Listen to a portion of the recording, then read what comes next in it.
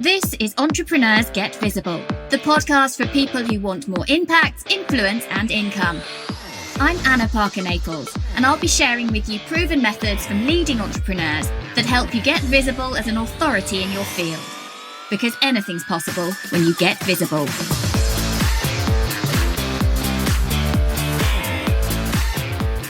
Hello. Those of you who listen to the show on a regular basis might have noticed over the summer that there have been some changes. And that's what we're going to be focusing on in today's episode. Why it's important to put yourself first, which is very much what I've had to do over the summer.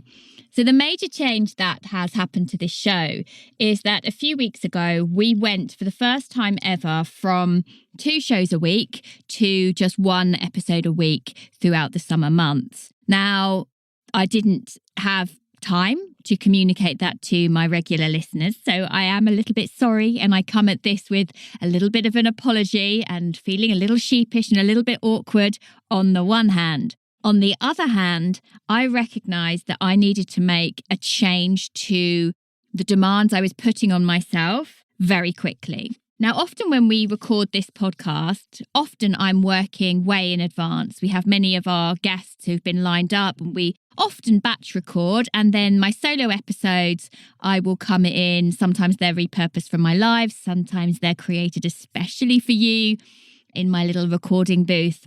But just before the children were breaking up, so I'm recording this now towards the end of the summer. You're listening at the beginning of September, potentially, if you are listening on the week that it is released. Throughout May and June, I had numerous quite challenging family and personal situations, health situations for my wider, close family.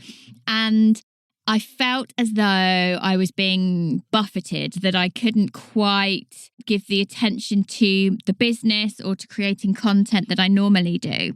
And some of this absolutely was just knocking me for 6. Now, I'm coming at you now, I'm speaking to you now from a place of having really intensely looked after myself. Things have calmed down. We're not out of hot water completely, but life is a lot more stable than it was. And I knew as all of that activity was happening that the podcast had been prepped and batched for some time to come if I didn't have to create solo episodes. So I made a really quick choice. I know right now I have to look after myself, and I have to look after my family, and I have to minimize anything that is putting extra external pressure on me. And so I looked at what in the business doesn't have to happen. Now, I'm really committed to this podcast, and I've been showing up twice a week with you, for almost 20 months now. But something had to give. So I looked at and I knew that I was going to be away. I was going to not be at home, not be in my usual environment, and that I really needed to focus on my family over the summer, as well as have some holidays and some trips away, which, let's face it, I think many of us have needed to get out of our own spaces when we can after the last 18 months that we've all had across the world. So what could go? Now, for me, I write a couple of emails a week usually. Some are in sales sequences, but usually I have a Thursday email that goes out no matter what, my Thursday thoughts.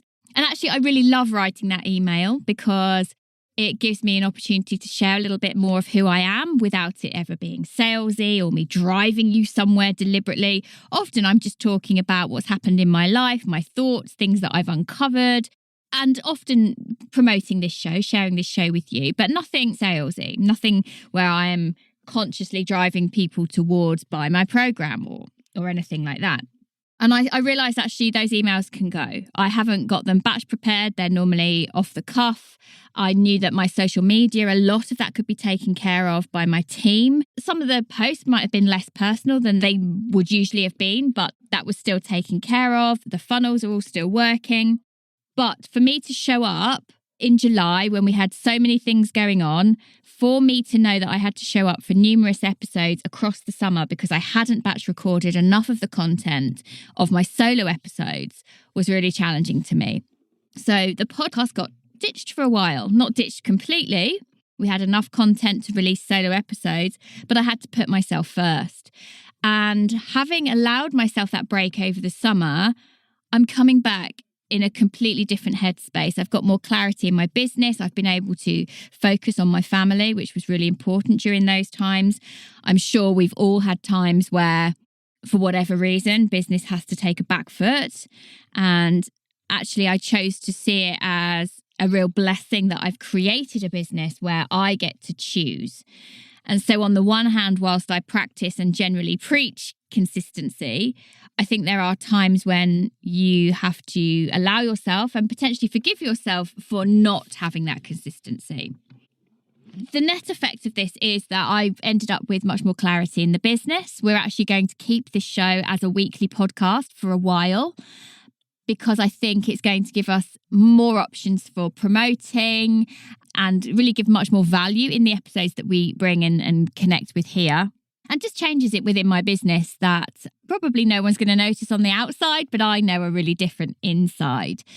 So if you've been in one of those spaces where things haven't been working out for you, I was fairly determined that I was going to share my route to recovery. What I realised as a result of the immense pressure that was happening at home was that my generally positive attitude had kind of been chipped away at over a period of time. And I was noticing that I was waking up and starting my day quite negatively. I was not really wanting to get out of bed. I was drinking a little bit more wine in the evenings, staying up a little bit later, and generally just not very motivated. Whilst I would pretend that I was working, I wasn't actually doing a lot in the times when I was attempting to focus. And I knew, and I know from past experience, that these are warning signs for me that I'm potentially heading towards burnout. For me, burnout, I've experienced a couple of times in my life. It's horrendous. And it can last for weeks and weeks and weeks. And there are physical ailments that go along with that. And for me, it often happens after I've looked after everybody else. For me, it doesn't happen in the stress period. It happens a few months down the road once everyone else is okay. And I did not want that to happen to me. So I decided that I would step back into my miracle morning practice. Now, I don't know if you know Hal Elrod's work. I adapt some of what he talks about, but I decided that I was going for a 30-day period to look after myself and put myself first every single morning so that I would have more energy, more clarity, more focus, more space, and be able to cope and be more resilient with what was going on around me. So for me, although I adapt what he does, which I'll talk about in a moment, I do try generally to follow the SAVERS acronym, which is silence, affirmations, visualizations, exercise, reading and scribing, which is journaling or writing. I think he wanted a nice S on the end. And I know whenever I step into this practice, things shift for me really quickly. And I went within just 2 or 3 days to feeling so much more open and so much more expansive and much more in control of my thoughts. And that was quite an astonishing thing. I started switching that NLP, the neuro-linguistic programming brain, back into gear, which had sort of switched off when I was under stress, noticing how often I was being negative. So, for example, even just getting out of bed, I would have a kind of melodramatic moment in my head, moaning that I had to feed the animals, the cat, the rabbits, the dog. And before I'd even made myself a glass of water or put the kettle on, I'd had 20 or 30 negative thoughts, critical thoughts, complaining thoughts that have about nothing in particular, nothing major, but change my energy, bring my energy down. I think it's really important that we notice those things. So when we notice and we bring awareness to that, we then have choices. Now I understand that I'm saying these things and they're impacting my mood, they're impacting the rest of my day. What can I do about it? For me, over the next few days, then it was noticing what are the things I'm enjoying about getting out of bed? What can I choose to think about getting out of bed? How can I feel when my pets want my attention really early? And so coming from a much more place of love, joy, abundance, happiness, and gratitude. And so after I'd fed my pets, I would then be generally, I start with exercise, and I know that to kickstart this, I need to get the endorphins flowing. During this time of stress, I'd put on a little bit of weight. I was feeling a bit more sluggish. It's all very understandable.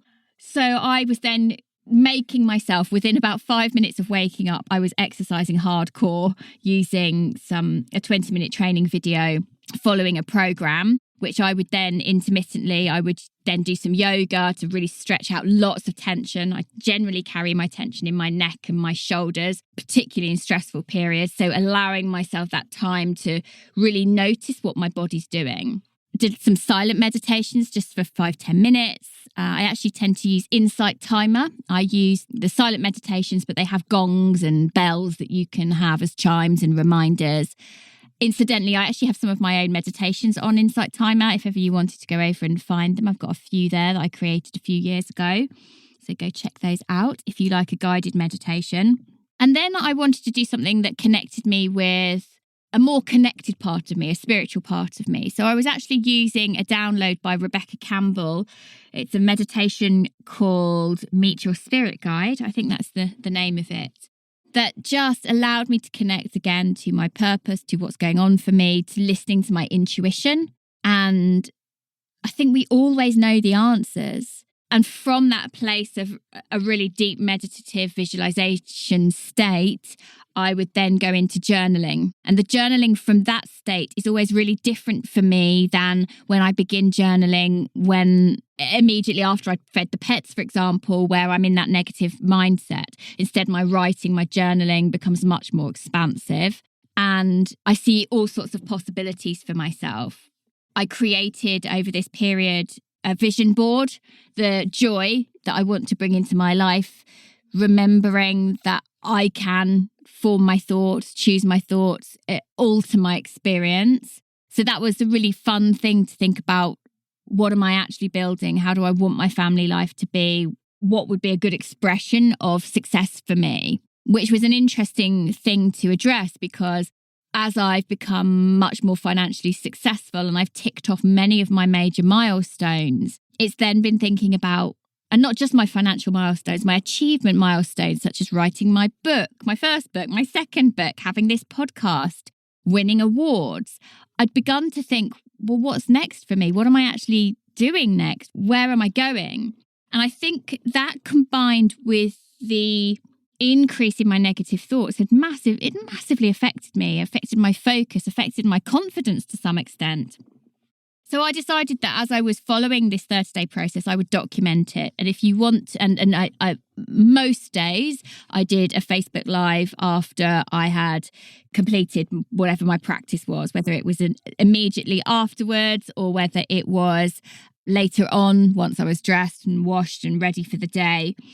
And you can see in watching those videos how easily and quickly I could change things for myself by having self-care, exercise, endorphins, focus, clarity, some form of connection. And one of the reasons that I wanted to share that journey is because we can talk about mindset, we can talk about NLP tools, we can talk about choosing how you think.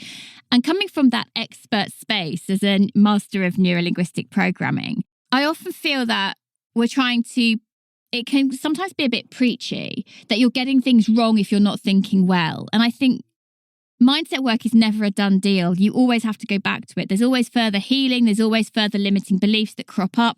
Old habits that we maybe shift can come back for us. And that's certainly true of me when I have a lot of personal pressure at home.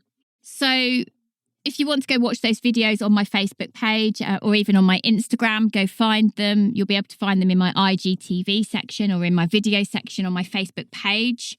And I know that they inspired a lot of people, lots of people reaching out to say, actually, I hadn't noticed how much I was moaning. I hadn't noticed how much I was resenting getting out of bed. I'd lost my way a little bit in my business and this helped me re-find it. So powerful stuff. But I also want to just share with you how important I think it is to put yourself first. Because when you do that, there is more to give to others around you. And I wanted to share that journey with others because it's so easy to think everyone else has got it sorted. And it isn't always true.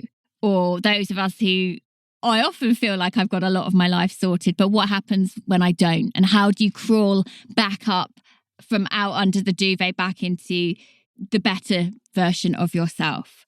So I hope that that's been useful for me to share some of that with you today. And before we wrap up today, I want to let you know that I am hosting my Raise Your Profile, Raise Your Prices challenge. This is the second time I've run this challenge. It was hugely popular last time we did it. It's a 3-day challenge with not just tasks, but some evening trainings as well. So 3 mini masterclasses that will be happening in the evening.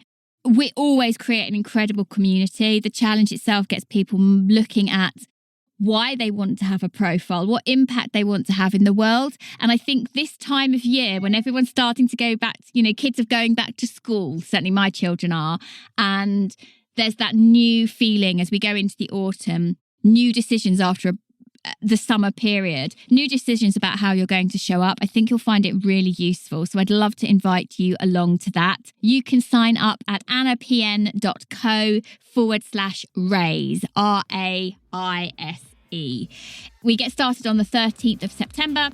I cannot wait. This is one of the most important parts of my work, so I'm excited to see you there. Thank you for listening to Entrepreneurs Get Visible. To get your free checklist on how to raise your profile and to find out about our community, go to annaparkernaples.co.uk/get visible.